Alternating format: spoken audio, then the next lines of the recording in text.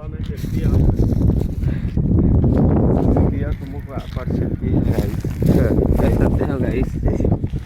ऐसे इधर देखिए, हम लोग इसको मुंडे को आर पार छेद के निकाले, ये पी आर पार घुस जाता है ऐसे। पलटाने से नहीं निकले, इस पलटा